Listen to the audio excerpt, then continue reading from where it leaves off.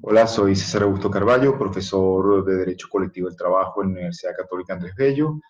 Eh, Me corresponde abordar la última parte del tema introductorio a la libertad sindical, eh, que tiene que ver con su tercer componente esencial, inescindible, que es el componente o el elemento tuitivo, inmunitario o protector.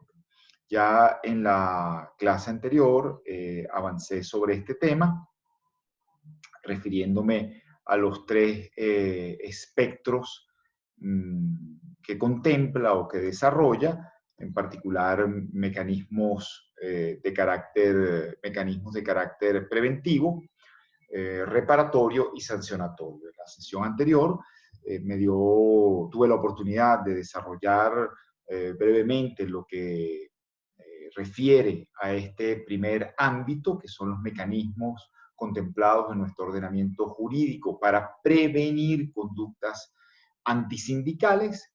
Allí enfaticé que el instrumento, el mecanismo, adjetivo más importante, lo constituye sin duda alguna la inamovilidad derivada del fuero sindical, que establece los artículos, el procedimiento que establece los artículos 422 al 424 de la Ley Orgánica del Trabajo, los trabajadores y las trabajadoras, que tienen que ver con la solicitud de autorización que debe realizar el empleador o patrono cuando pretenda despedir, trasladar o modificar peyorativamente las condiciones de trabajo de quienes gocen de inamovilidad con ocasión de fuero sindical.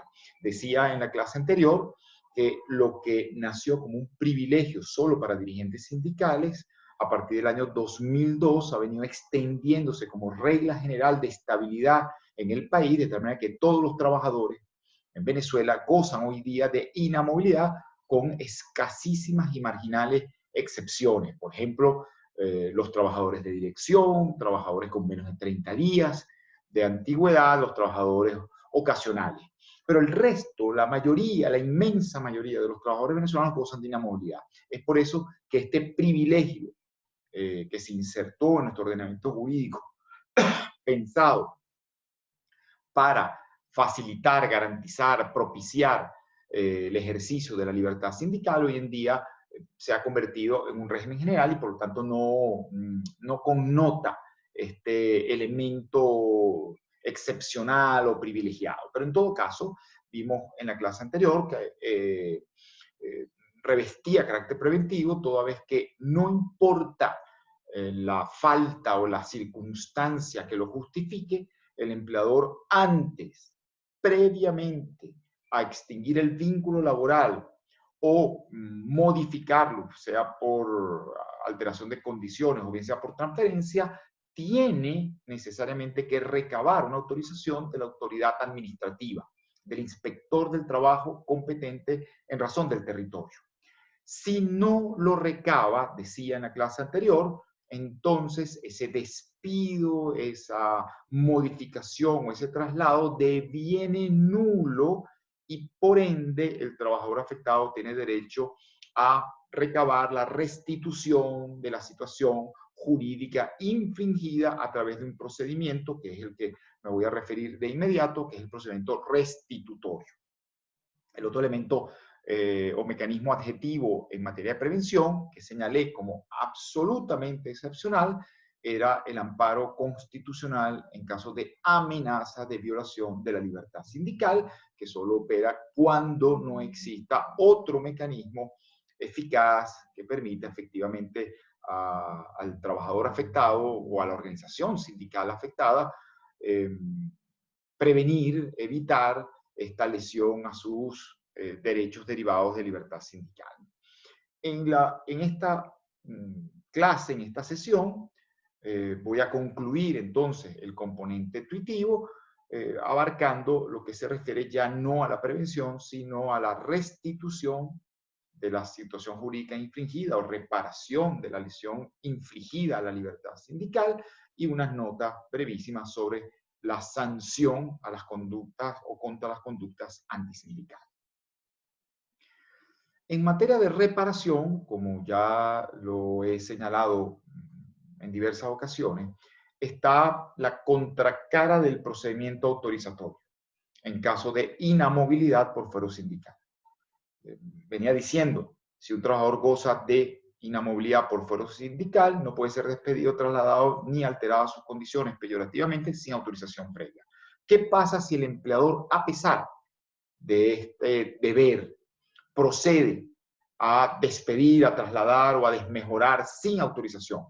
Pues el trabajador afectado podrá acudir al procedimiento previsto en el artículo 425 de la Ley Orgánica del Trabajo, los trabajadores y las trabajadoras, para solicitar su reinstalación en el puesto de trabajo en las mismas condiciones que venía gozando antes del acto írrito derivado del empleador o proveniente del empleador.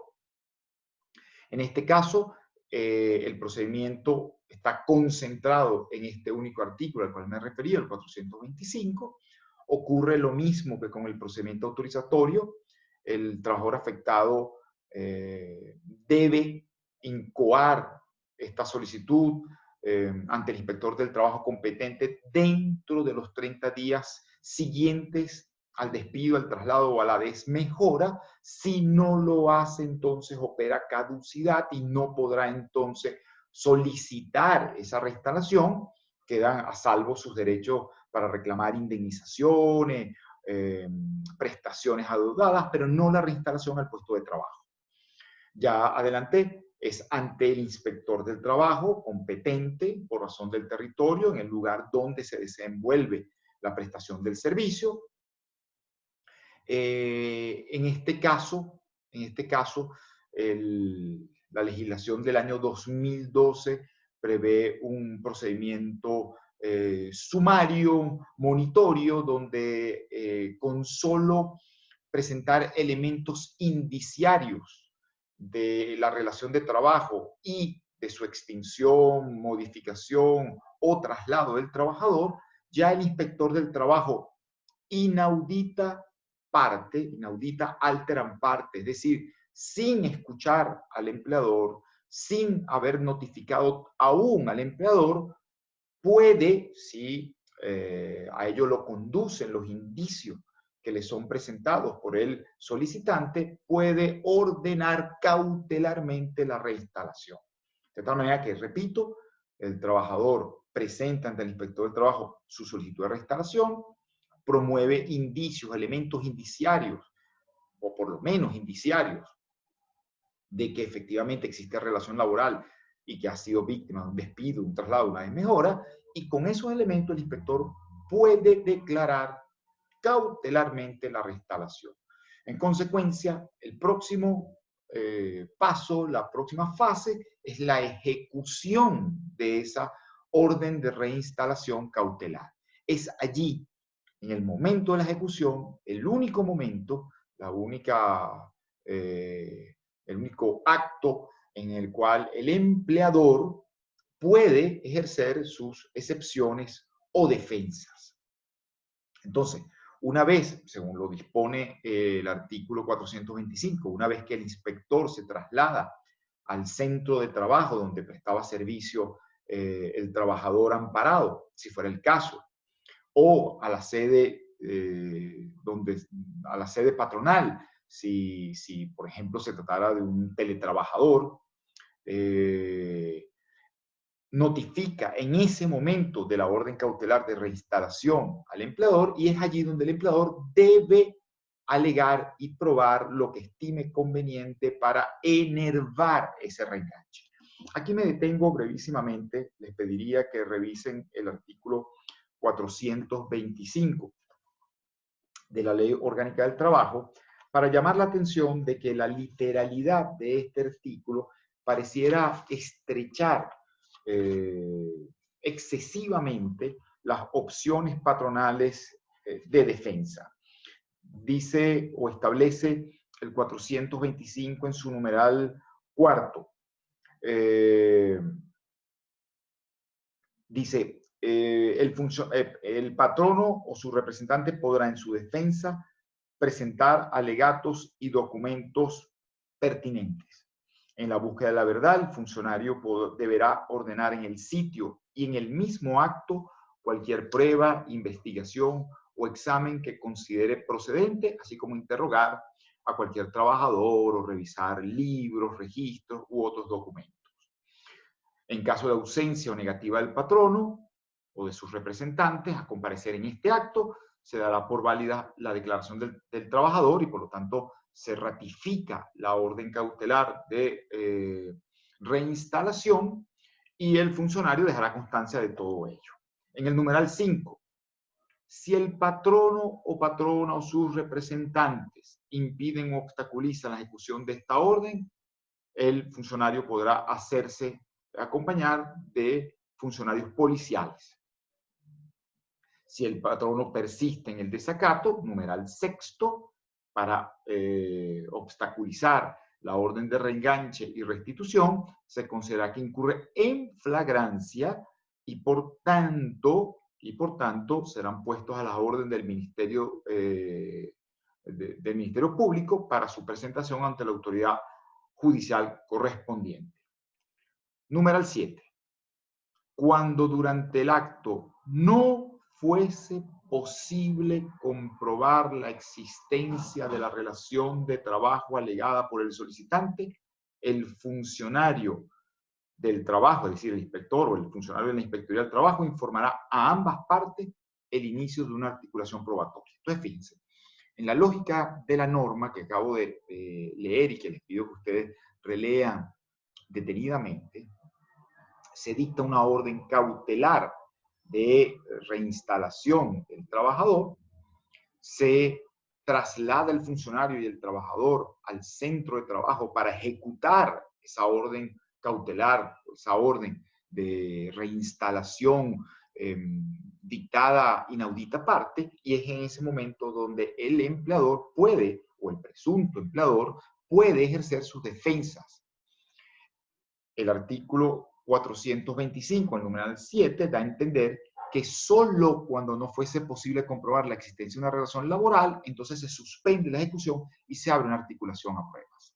La verdad, en puridad, y la práctica ha dado cuenta de ello, aunque la norma da a entender que solo en caso de que no se compruebe la relación laboral se abrirá el procedimiento a prueba, el empleador cuenta con una opción amplia de defensa, de tal manera que él podría alegar y probar todo aquello que desvirtúe o tienda a desvirtuar los presupuestos de la orden de reinstalación o reenganche. Repito, ¿cómo puede defenderse el empleador ante esta ejecución de un reenganche o reinstalación dictado sin escuchar previamente sus alegatos? Bueno, él podrá alegar todo lo que estime conveniente que esté dirigido o tienda a desvirtuar los presupuestos, los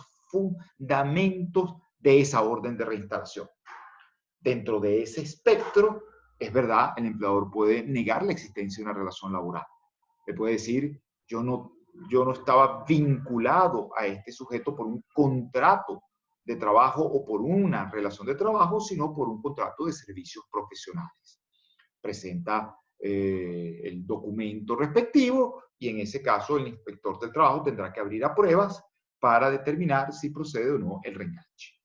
Pero no solamente puede negar la existencia de la relación de trabajo, también, por ejemplo, podría negar el despido, es decir, efectivamente existió un vínculo laboral, pero no se extinguió por voluntad unilateral del empleador, es decir, por despido, sino, por ejemplo, por voluntad unilateral del propio trabajador, retiro, o lo que normalmente se denomina renuncia. En ese caso, lo alega el empleador y presenta la prueba correspondiente, sea una carta, un correo, testigos, etcétera, etcétera. De tal manera que puede negar la relación laboral, puede también negar el despido. Puede también reconocer el despido, la relación laboral, pero manifiesta que esa acción ha caducado, toda vez que el despido ocurrió hace más de 30 días o con una antelación con un periodo de más de 30 días, contado desde el momento en que el trabajador solicitó su reenganche. Entonces, esa es otra defensa que podría perfectamente promover en este momento o manifestar y probar el empleador para enervar o desvirtuar este reenganche. De tal suerte que lo que quiero significar con eso es que el empleador puede ejercer todas las defensas dirigidas a enervar o desvirtuar los presupuestos del reenganche. ¿Qué no puede hacer el empleador? Y hago énfasis. No puede pretender en el procedimiento de reinstalación justificar el despido, el traslado o la desmejora. Ese despido, traslado o desmejora, sí merecía o presentaba alguna justificación, ello debió ser objeto de un procedimiento autorizatorio. Por ejemplo, en caso de una reinstalación, no podría el empleador alegar, si es verdad lo despedí, pero es que este trabajador ha incurrido en faltas graves. Por ejemplo, se ha ausentado más de 3 días injustificadamente en el lapso de un mes, ha incurrido en actos de violencia, etc. Ese alegato es impertinente en el procedimiento de reinstalación. Debió ser el objeto del procedimiento autorizatorio. Si no ejerció, si no incoó el procedimiento autorizatorio, mal puede en el procedimiento de reinstalación alegarlo, porque ustedes entenderán, si ello se admitiese, se terminaría resquebrajando el objetivo preventivo de la inamovilidad. La inamovilidad lo que previene es que no exista despido, ni traslado, ni desmejora sin justa causa previamente calificada como tal por la autoridad administrativa. Entonces, no es en fase de reinstalación donde ello se va a debatir. Debió haberse debatido en el procedimiento autorizatorio. Entonces, como vemos, en el momento de la reinstalación, el empleador alega sus defensas, promueve las pruebas que estima pertinentes, el funcionario en el propio acto las va a ponderar y si considera que tienden a afectar, desvirtuar, perdón, los presupuestos, los fundamentos de la orden de reinstalación, suspende la ejecución y notifica a las partes de la apertura de un lapso probatorio de 8 días hábiles. Después de esos 8 días hábiles, para promover, admitir y evacuar prueba, entonces ya se dictará decisión dentro también de un lapso de 8 días hábiles. Resalto algo que leí: si el empleador durante el acto de ejecución obstaculiza el procedimiento, incurre, según la ley del 2012, en una suerte de desacato administrativo. Y este desacato administrativo tiene una pena privativa de libertad. Incluso se incluyó, lo cual es todavía más llamativo, la idea de flagrancia. Esto es, si el inspector del trabajo se hace acompañar de autoridades policiales y en ese momento el empleador o su representante se niega a cumplir la orden de reenganche sin que exista un argumento justificativo, entonces el inspector podrá decirle a la autoridad policial que está frente a una violación flagrante, un desacato flagrante, y podría ser, como ha ocurrido en algunos casos, ser detenido este empleador o su representante en el mismo acto de ejecución. De más está decir, y eso quizás en otro momento nos podemos detener, esto pareciera atentar contra la seguridad jurídica y el debido proceso, por cuanto el propio sujeto administrativo es el que califica el desacato. Es decir, no hay una autoridad judicial que analizando y ponderando las circunstancias determine que efectivamente ocurrió desacato, sino que la propia autoridad administrativa en ese momento señala o sostiene o declara el desacato, y las autoridades policiales arrestan al sujeto que hubiese incurrido en él. De esta decisión, que tiene que ver con la reinstalación, no se reconoce o no se atribuye procedimiento administrativo alguno, recurso administrativo alguno. Es decir, este acto agota la vía administrativa y por ende los interesados solo podrán acudir al contencioso administrativo de anulación, que al igual que en el procedimiento autorizatorio, corresponde conocer a los tribunales con competencia en materia laboral, actuando como órganos judiciales o tribunales especiales en lo contencioso, a la luz o en aplicación de la Ley Orgánica de la Jurisdicción Contenciosa Administrativa. Un segundo procedimiento reparatorio restitutorio es el previsto en el artículo 364 de la Ley Orgánica del Trabajo, que tiene que ver con la afiliación sindical. Aquí el supuesto es que se niegue arbitrariamente o que no se responda, se dilate la respuesta a una solicitud de afiliación sindical por más de 30 días. En ese supuesto, artículo 364, el sujeto afectado, que puede ser un trabajador que quiera afiliarse a un sindicato que quiera afiliarse a una federación sindical, o una federación sindical que quiera afiliarse a una confederación o central sindical, se dirige al inspector del trabajo competente para que sea éste el que verifique si se ha incurrido en una negativa o un rechazo arbitrario o si efectivamente se ha dilatado por causas imputables al sindicato al cual se le solicita la afiliación, si ha incurrido en esa dilatación, en ese retardo en el procedimiento afiliatorio, y entonces sustituye a la organización sindical y declara si procede o no la afiliación sindical. En este caso, el sindicato accionado deberá presentar su defensa dentro de los 3 días hábiles en que le sea notificada esta solicitud de afiliación. Se debe abrir una articulación probatoria de 8 días. Ante el silencio de la norma, tendremos que aplicar analógicamente los procedimientos o las fases probatorias que antes hemos referido, y se dictará decisión también por aplicación analógica de 8 días para que el inspector del trabajo declare con lugar o no la solicitud de afiliación. Entonces, este procedimiento, que luego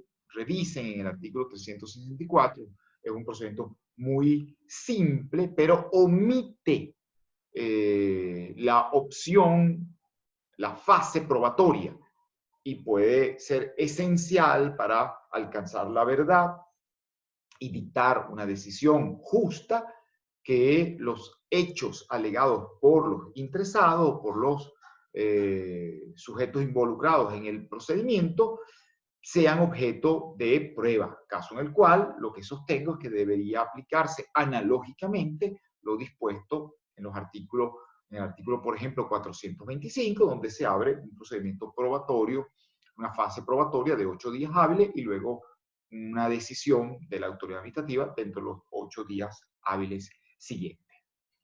Un tercer procedimiento reparatorio tiene que ver con el cobro de cuotas sindicales. En la clase anterior había señalado que resulta común que las organizaciones sindicales establezcan en sus estatutos que sus afiliados deben contribuir con una cuota de su salario al sostenimiento del sindicato.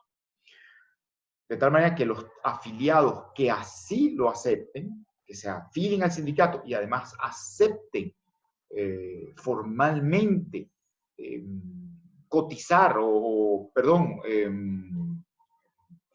contribuir con el sindicato y autoricen al empleador a que le retenga de su salario esa cuota, estarán garantizando o propiciando la autonomía del sindicato. Lo que prevé el 413 de la Ley Orgánica del Trabajo es el supuesto en que un empleador obligado a retener estas contribuciones en favor del sindicato, lo haga y no entere esas sumas dinerarias ante el sindicato beneficiario. En ese caso, el artículo que antes señalé establece que el sindicato víctima de esta conducta antisindical deberá acudir ante los tribunales competentes, tribunales en materia laboral, y solicitar que el empleador proceda al pago de las cuotas sindicales, de la suma de dinero recabada por concepto de cuotas sindicales, por supuesto, aunque no lo diga la norma, con los intereses moratorios y la indexación que correspondiese. Cuarto lugar, la Ley Orgánica del Trabajo, los trabajadores y las trabajadoras del año 2012, introdujo un procedimiento administrativo muy amplio, genérico, que opera de manera supletoria y a través del cual el inspector del trabajo conoce de cualquier práctica o conducta antisindical y puede declarar o debe declarar, si fuese el caso, que la misma cese y se restituya la situación jurídica infringida. Pero atención, este es un procedimiento que solo opera residualmente. Esto es, a falta de un procedimiento especial previsto en el ordenamiento jurídico. Por tanto, si un trabajador en goce de inamovilidad por fuero sindical fuere despedido, no puede acudir a este procedimiento. Debe acudir al procedimiento de reinstalación. Si un trabajador pretende afiliarse a un sindicato o un sindicato a una federación y le es negado arbitrariamente, no puede acudir al procedimiento de interdicción de prácticas antisindicales del 363 de la Ley Orgánica del Trabajo, sino que tendrá que acudir al procedimiento especial establecido en el artículo 364 sobre afiliación sindical. Se refiere entonces este procedimiento administrativo a cualquier conducta antisindical que no haya merecido al legislador un procedimiento especial. En este caso, por favor, revisen la norma, el 363 es absolutamente parco, apenas establece que el inspector del trabajo, de oficio o a solicitud de parte, cuando conozca de una práctica antisindical, verifica la existencia de la misma dentro de 72 horas siguientes. Y, en caso de comprobarse, ordena inmediatamente el cese de las mismas dentro de los 5 días para emitir y luego tendrá 5 días para emitir una providencia administrativa. De tal manera que pareciera que dentro de las 72 horas dicta una orden de cese de conductas antisindicales y luego tiene 5 días hábiles para formalizarlo en un acto administrativo. Pero este procedimiento está obviando condiciones mínimas que reclama el derecho a la defensa. No prevé una oportunidad para que el supuesto victimario, el agente de conductas antisindicales, alegue lo que estime conveniente, promueva lo que estime, las pruebas que estime pertinentes. Y en este caso, verán en la lámina una referencia a una vieja sentencia de la Sala Constitucional del Tribunal Supremo de Justicia, número 7 del año 2000, en donde, analizando el procedimiento de amparo, la Sala Constitucional señala, siendo que el derecho a la defensa es un derecho fundamental, inalienable, todo procedimiento debe garantizar a los sujetos involucrados oportunidades de alegación y prueba. Por tanto, a lo que quiero llegar, este procedimiento, aunque no prevea fase de alegación y prueba, tendrá que insertarse para armonizarse con el derecho fundamental a la defensa y aplicarse, como vimos a propósito del procedimiento de afiliación, analógicamente otros procedimientos, en particular podría ser el procedimiento de reinstalación. Esto es, otorgar una fase para que el empleador pueda pronunciarse y un lapso probatorio de por lo menos 8 días hábiles para que se promueva y evacue todas las pruebas efectivamente admitidas por parte del funcionario administrativo. En quinto y último lugar estaría el amparo restitutorio. consagrado en el artículo 5 de la Ley Orgánica de Amparo sobre Derechos y Garantías Constitucionales. Una vez más, lo señalé en la clase anterior, a propósito del amparo cautelar. El amparo solo procede en caso de que los procedimientos previstos en el ordenamiento jurídico no resultasen eficaces. Por ende, tendría que haber naufragado cualquiera de los procedimientos que antes analizamos o alegarse que no son idóneos para recabar tutela y alcanzar la restitución de la situación jurídica infringida, caso en el cual entonces resultaría procedente acudir ante el órgano judicial competente en materia del trabajo para que, con base en esta ley de amparo, declare o ordene la restitución de la situación jurídica infringida. De tal manera que esto cierra este ámbito restitutorio que abarca el componente tuitivo o inmunitario, y me resta unos brevísimos segundos para entonces digamos, pasar revista a el ámbito de cierre de este componente que tiene que ver con el aspecto sancionatorio, ¿no? La idea de aplicar sanciones a la gente de conductas antisindicales. En la medida que estas medidas sancionatorias sean trascendentes, sean relevantes, pues generarán coacción psíquica en ese agente a los fines de que desista de incurrir en estas conductas antisindicales. ¿Cuál es el elenco de sanciones que prevé nuestro ordenamiento jurídico? Bueno, el primero son multas. Aplicación de multas a la gente de conductas antisindicales, que ustedes podrán consultar en los artículos 536 al 544 de la Ley Orgánica del Trabajo, los trabajadores y las trabajadoras. En segundo lugar, y con mayor importancia, está, de conformidad con los artículos 512, literal C, 515, parte final, y 553 de la misma ley, la negativa o revocatoria de la denominada solvencia laboral, a la cual también me referí en la clase anterior.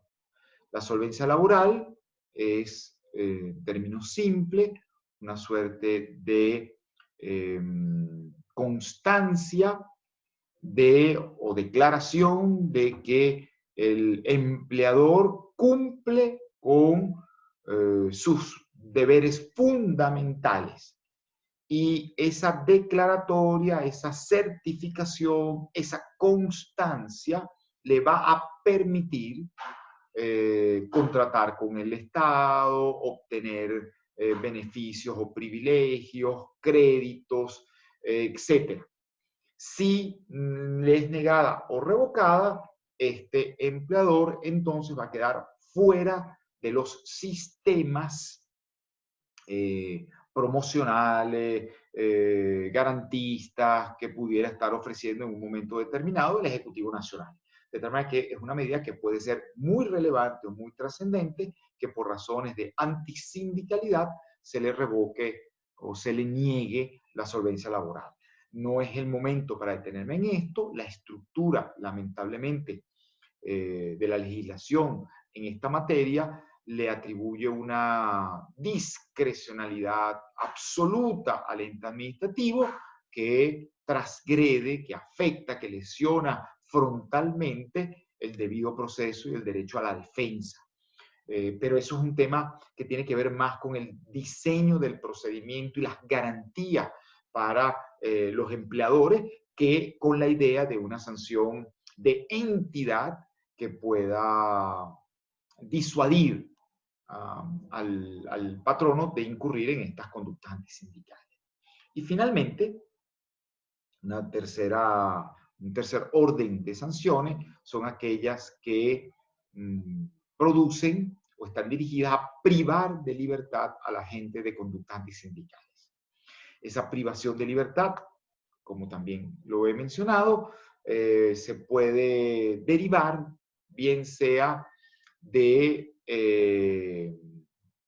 el incumplimiento de una orden administrativa o del incumplimiento de una orden judicial derivada de un tribunal, en este caso de un tribunal con competencia en materia del trabajo. De tal manera que nuestra ley del trabajo vigente contempla el desacato administrativo, como antes señalé, y de ese desacato administrativo, artículo 538, se desprende la posibilidad de aplicar como una medida sancionatoria contra el agente de la conducta sindical la privación de libertad. Dice el artículo 538, el patrono que desacate la orden de reenganche de un trabajador amparado por fuero sindical o en términos generales, inamovilidad laboral, así como el que incurra en violación de huelga o el que incumpla o obstruya la ejecución de actos emanados de autoridades administrativas, será penado con arresto policial de 6 a 15 meses. Termina diciendo, esta pena, tratándose de patronos asociados o asociadas, la sufrirán los instigadores de la infracción y de no identificarse a estos, se aplicará a los miembros de la respectiva junta directiva. Esa norma, esto último, es obviamente inconstitucional, donde en caso de cometerse una conducta antisindical por parte de unos patronos asociados, se le aplicará a los miembros de la junta directiva, aunque no hubiesen comprometido su responsabilidad personal. Esto evidentemente es inconstitucional y no conozco, para ser honesto, caso alguno donde esto se haya pretendido, este despropósito inconstitucional se haya pretendido aplicar. La otra medida privativa de libertad ya proviene de la Ley Orgánica de Amparo sobre Derechos y Garantías Constitucionales, artículos 29 y 31, donde se prevé efectivamente que aquel que desacate la orden judicial de amparo deberá ser objeto o podrá ser objeto de una medida de privación de libertad.